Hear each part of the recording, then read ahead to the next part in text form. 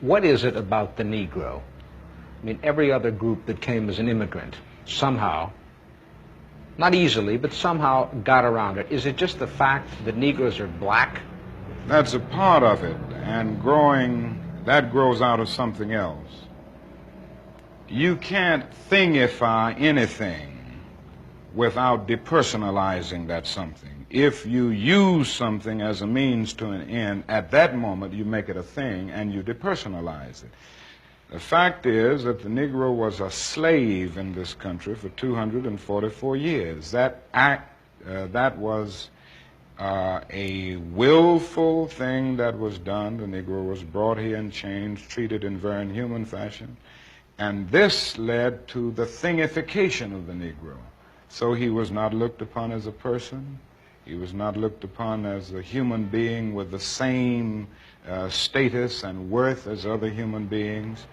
And the other thing is that human beings cannot continue to do wrong without eventually rationalizing that wrong. So slavery was justified morally, biologically, theoretically, scientifically, everything else.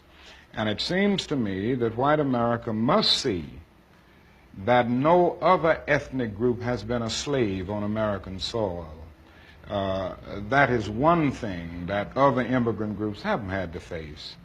The other thing is that the color became a stigma. American society made the Negro's color a stigma, and that can never be overlooked. So I think these things are absolutely necessary. The other thing is that America freed the slaves in 1863 through the Emancipation Proclamation of Abraham Lincoln, but gave the slaves no land or nothing in reality, and as a matter of fact, to get started on. At the same time, America was giving away millions of acres of land in the West and the Midwest, which meant that there was a willingness to give the white peasants from Europe an economic base.